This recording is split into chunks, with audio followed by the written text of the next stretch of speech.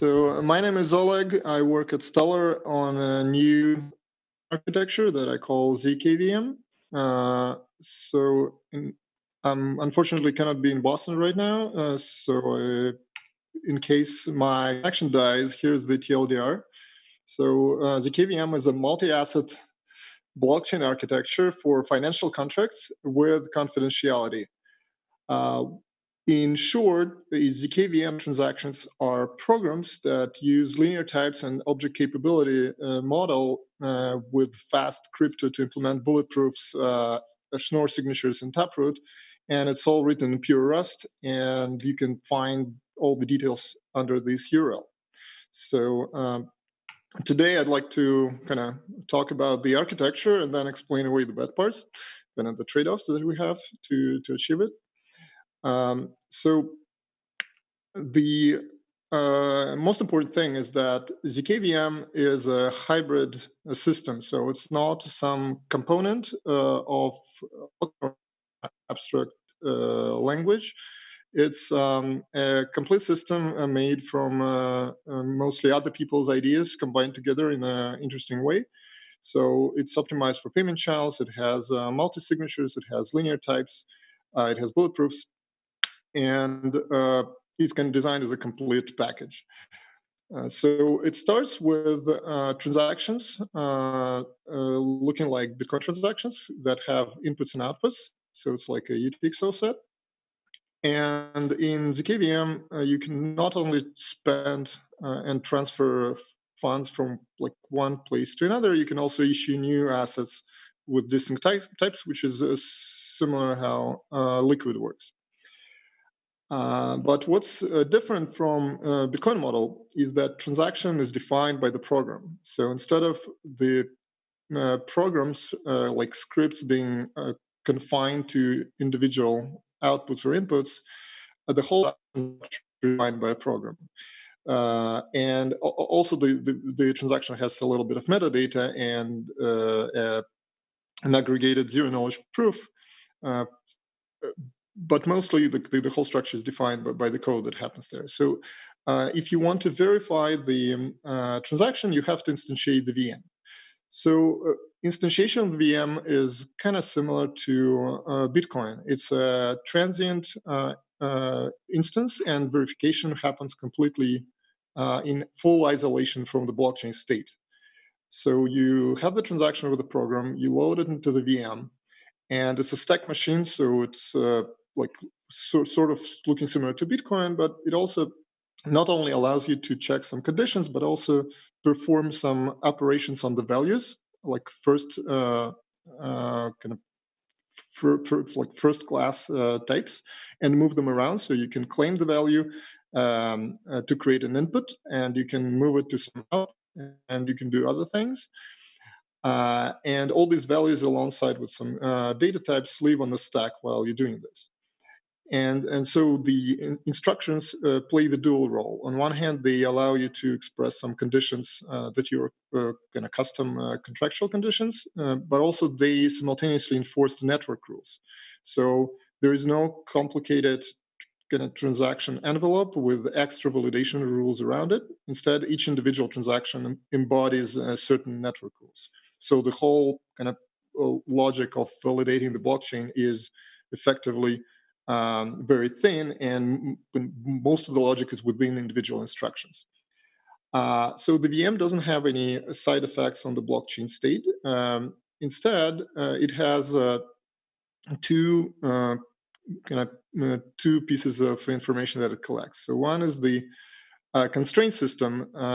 So all the arithmetic and logical constraints, they get added constraint system for the that is going to be verified with bulletproofs framework. And this is where the ZK proof attached to a transaction comes in play. And the other set of side effects is the transaction log, which is the effectively list of spent and created outputs. So this transaction log is simply created and remembered, And this allows us to verify the transaction in full isolation from all the other transactions, and then have a cheap separate step to apply the effects listed in this log to the blockchain state. So this application could be performed separately, and it's very cheap compared to the prior transaction verification. All right. So what are the outputs and inputs in this system? So it's very similar to Bitcoin, where the output is simply a value protected by a predicate. In ZkVM, it's generalized to an object called contract that also has a predicate, but can contain a list of items. So those items could be financial values, like coins or tokens, and there could be some number of those, or some of them could be data parameters. So the contract can combine just additional pieces of information to track its own state. So you can implement some state machines using that thing. And contracts could transiently exist during VM execution, where if you create one, you have to satisfy an open one, or they can be frozen in the blockchain state with output instruction, or loaded from the state, or kind of claimed from the state through the input instruction. So what is the role of the predicate? So simply predicate protects the payload of the contract. So if you satisfy the predicate, then it simply unlocks the contents of the contract and puts them on the stack. But the predicates are more powerful than that. So if the predicate is a commitment to a program, like a subprogram, then you could execute the subprogram, and if that execution succeeded, then the outer program could continue. And what this does is it allows the subprogram first to acquire control over the whole payload. So the subprogram may decide to leave some items on the stack for the outer program, or it could lock them under a different contract or check extra conditions. And so it has this full control.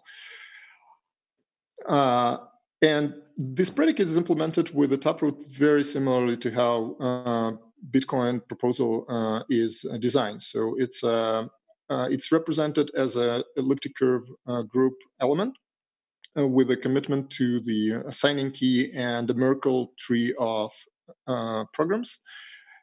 Use it however you like. So you could just use it for a single key, or you could only use it for programmatic access. This is not much different from the taproot proposal, except it's designed specifically for the group that we use, which is not SecP 256K1, but a Ristretto 255 group. So what is the instruction set of ZkVM? So first of all, it's a work in progress, but you could see that this is a pretty small instruction set with kind of high level instructions. So you have a few instructions to manipulate items on the stack, and then you have this high level concepts. You have variables to build the constraints. You have instructions to manipulate the constraints. These are arithmetic and logical instructions. And also you could issue and mix values and interact with the contracts. So you can create contracts, claim contracts, and attempt to open up by programs or assigning something. Now, how does it compare with other systems? So it's just 33 instructions. For example, Bitcoin's is 88 and Ethereum is 77, much larger. And it's still like 3 times higher than Simplicity, but sort of on par with Miniscript. And the idea behind ZkVM is to enable you to kind of understand more closely what is going on in the blockchain, so you don't necessarily need a lot of tooling to write the useful programs in this language. So you could just kind of similar to simple Bitcoin scripts, you could write by hand useful contracts, understand fully what's going on, and they will remain readable and will not require you to invent a whole new language to compile down to this instruction set. So to kind of go through a little bit custom constraints work, I'll present you cryptography stack that we use. So it starts with very fast vectorized elliptic curve operations implemented in curve to 5519 DALEC, on top of which we implement the safe prime order group, because curve to 5519 is a non-prime order Edwards curve. So the restricted to 55 is the correct abstraction. It's a prime order group. And on top of that, we have implementation of bulletproofs, which is the fastest that exists so far. And with bulletproofs, we implement two pieces. One piece is the cloak protocol, which is simply a confidential assets protocol that allows you to merge and split assets of different types, preserving the types and preserving the balance equation per type. And the cloak is represented in the instruction set through the cloak instruction. So that's the only way to split values in the system. And in parallel with that, you have ability to use custom constraints. So the instructions that go on top, they allow you to express high-level arithmetic and Boolean constraints very close to the language that you want to use for your financial contracts. And underneath, the VM would, on the fly, not only construct the constraints, but also arithmetize all the Boolean constraints. So if you have some Boolean OR condition, it will create necessary multipliers and do all this like more low-level rank 1 constraint system things and create constraints on the fly. So this enables you to use this kind of high-level instruction set to write all sorts of the protocols in your application.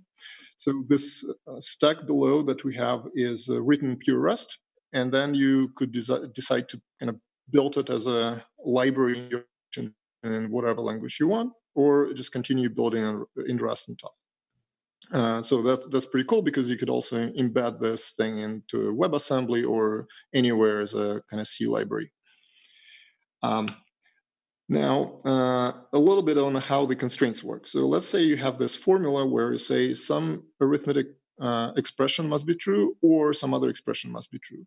You simply state it in this kind of stack language style. It should be familiar to everyone who tried to write the Bitcoin script. So you simply say, okay, I multiply a few things, and and then check that they must be equal, and then I want these equalities to be in disjunction with each other, and then I want the whole thing to be verified as a true statement. So what does happen behind the scenes? So you start with just pieces of data that are Peterson commitments, that are commitments that preserves data and value parameters that you have.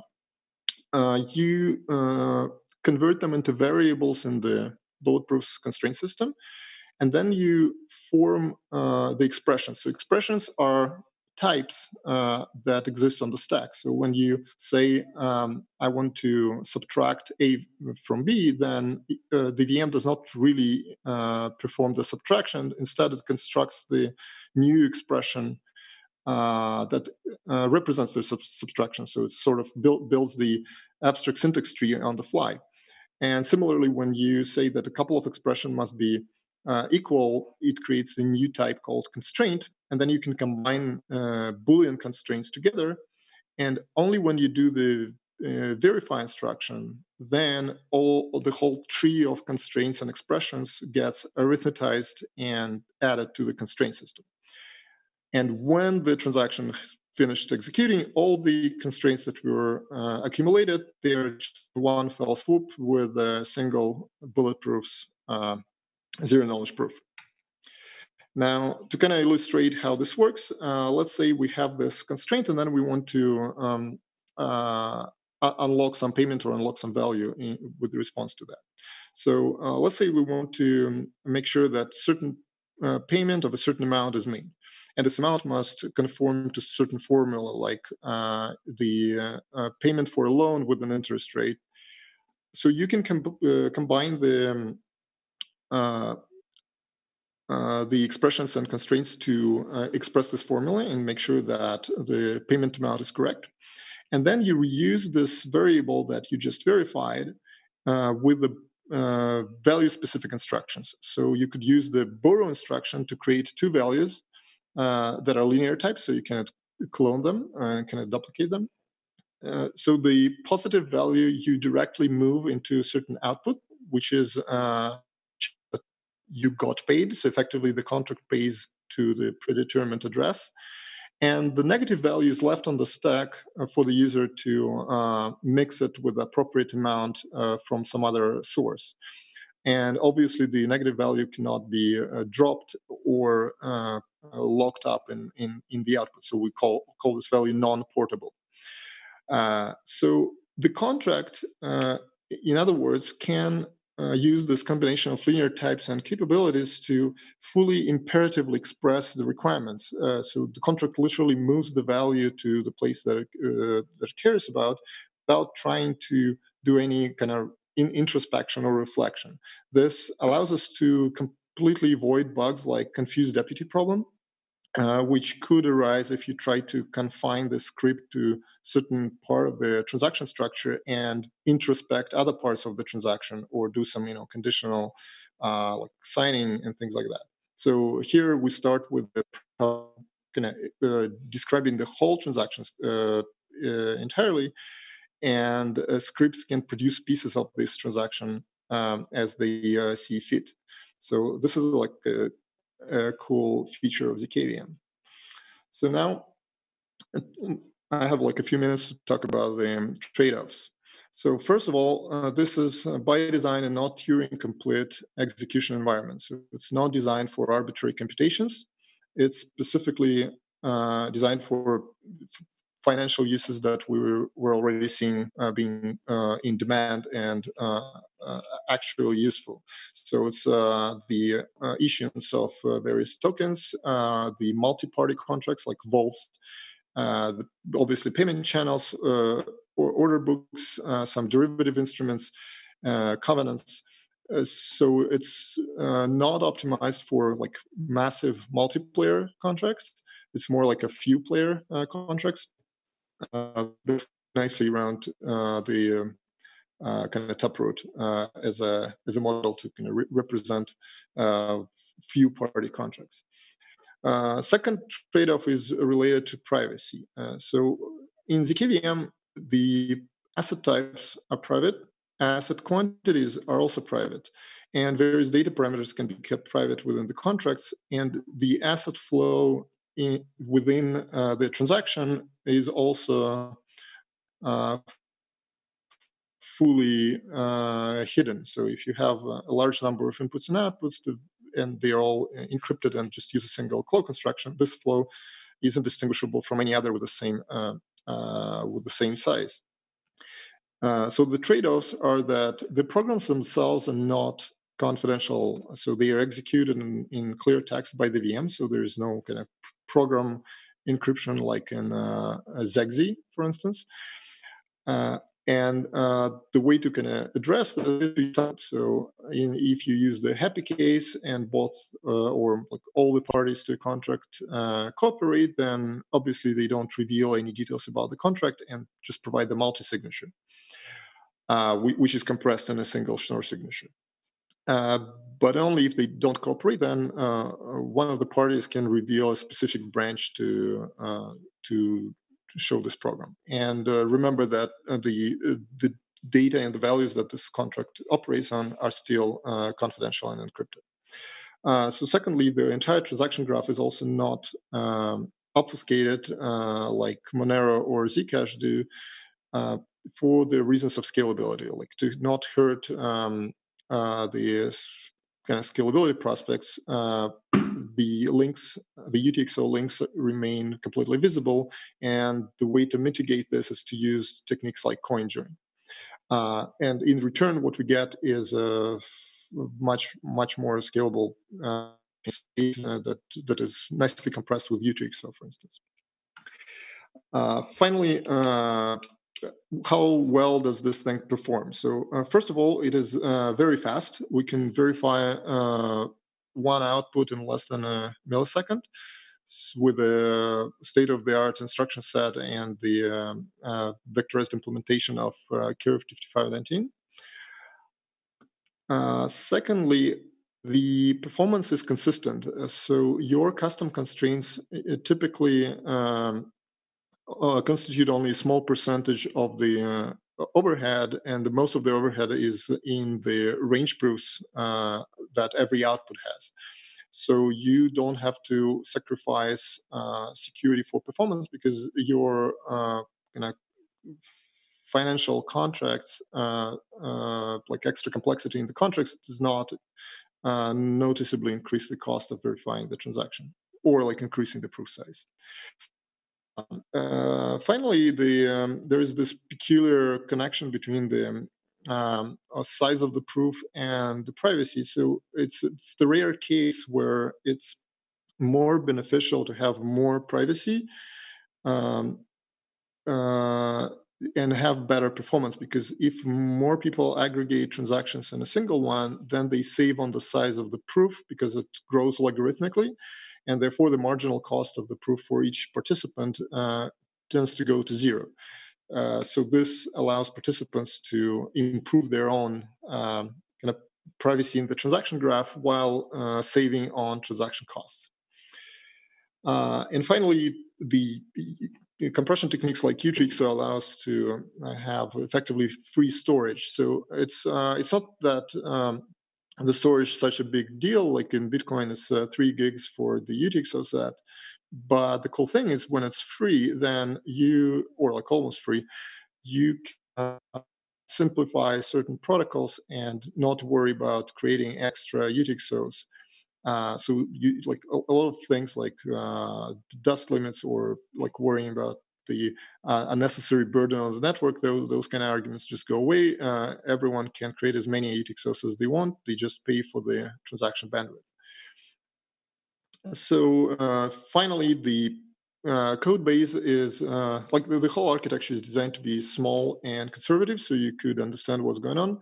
It's very few lines of code for the ZkVM itself, with even blockchain rules, and with all the cryptography that is needed for it.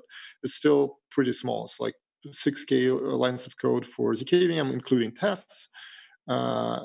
Sort of same amount for all the kind of crypto protocols, and low-level crypto is another 14K, together with all the tests and all the math that is necessary there. And assumptions are very conservative. The discrete log problem on the curve to 5519, and since we use CatCheck for all the fiat-Shamir transforms, we believe that CatCheck is the random oracle. So these are the all assumptions that we have here. No exotic cryptography. Finally, this is a work in progress. We have ongoing work in the open in this repository, Stellar/Slingshot. Also, I showed the links to all the satellite projects that are used as dependencies. And I invite everyone to also participate, provide feedback, try to play with it, and criticism is always welcome. And that's all I got. So I would like to take some questions if you have them. Thank you so much. Thanks, Oleg. Are there any questions from the audience? Yeah, Elikai, behind you. Hey, could you expand a little bit on what is Merlin and what is it used for? I've seen there Merlin, but it didn't talk on that. Sure. So Merlin is a small library that implements an API for the fiat-Shamir transform using the kind of strobe protocol designed by Mike Hamburg, which is based on CatCheck and Shake 128. So effectively, the whole point of Merlin is that you write the code in the same way as you write the description of the interactive proving protocol in the scientific paper. So if the paper says that the prover commits to something and sends it to a verifier, and then verifier responds with a challenge, then Merlin allows you to express exactly that.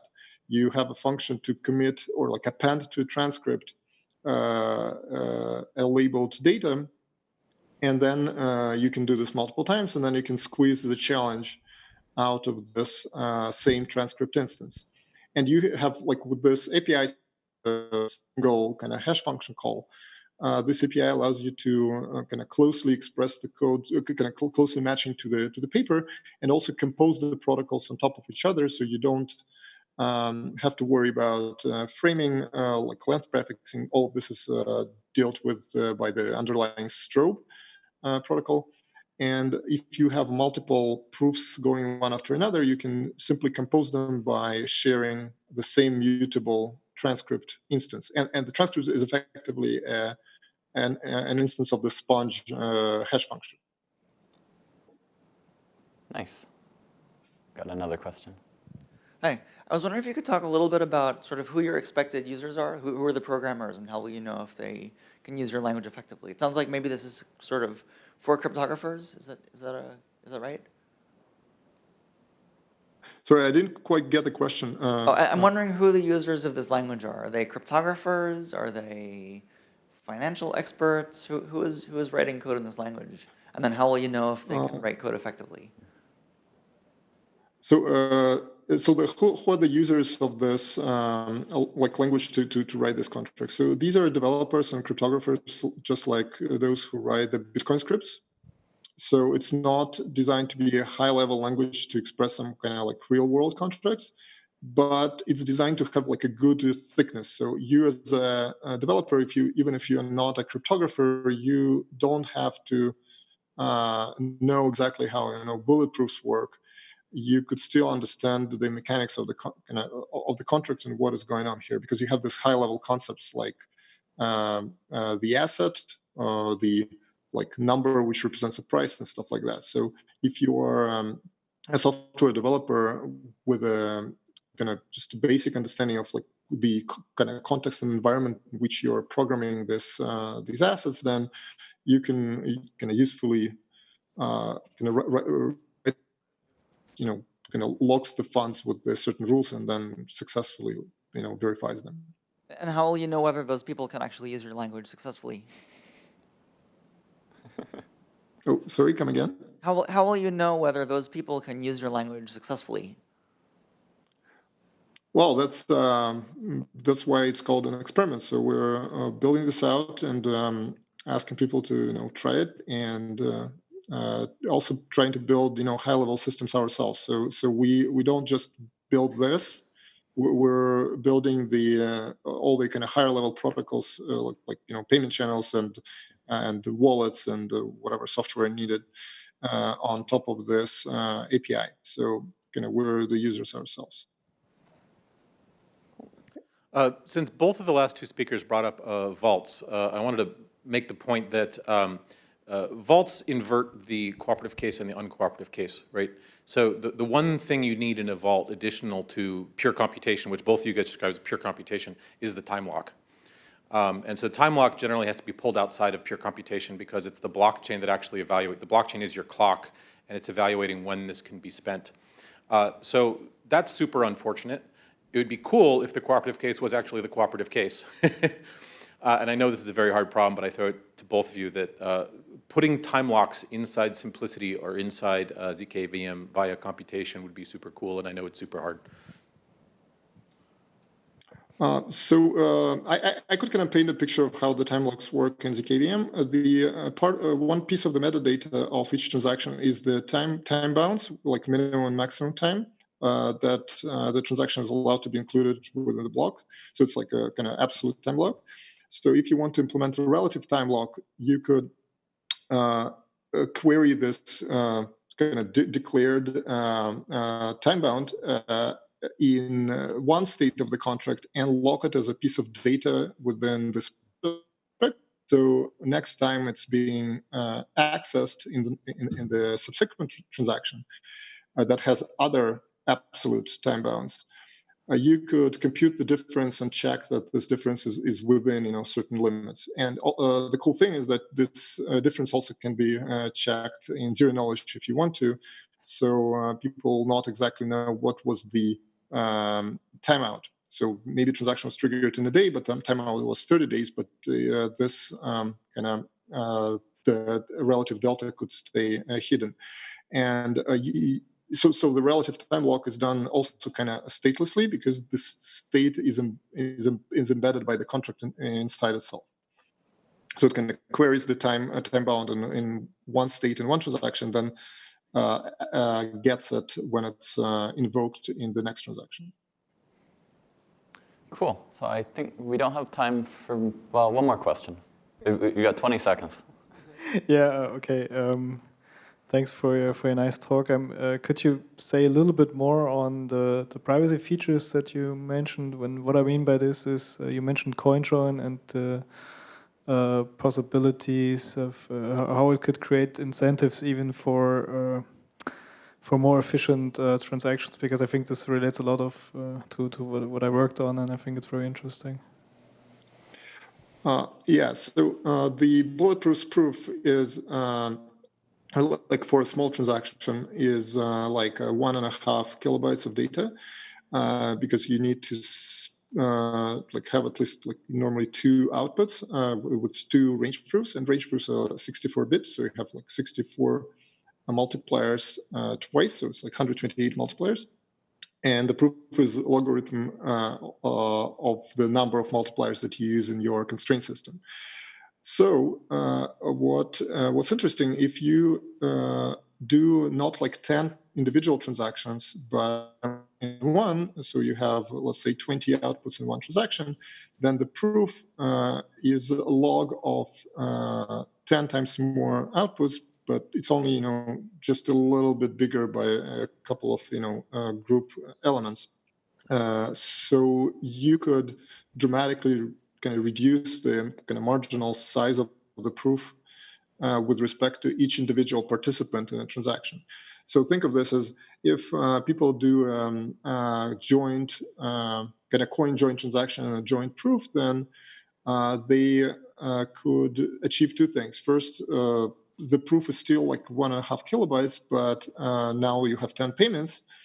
And secondly, they can obfuscate the flow of the assets within a larger transaction, so they have a larger anonymity set. So it's kind of harder to get useful information from the transaction graph. And like the downside, of course, is that it's an interactive multi-round computation that is kind of like to implement, but the incentives are fully aligned here. You get better privacy, better information protection, together with better performance and lower fees, and at the same time. So it's this is what I mean by the aligned incentives here. And in the when you have something like 30 by 30 or like 20 by 20 outputs transaction, that's when the cost of the zero knowledge proof kind of almost disappears. So the transaction size is kind of on par with how Bitcoin transactions that don't have any confidentiality look like. So you don't need a very giant group to completely eliminate all the overhead of the bulletproofs. Great. Thanks, Oleg. Can we thank Oleg again? Thank you.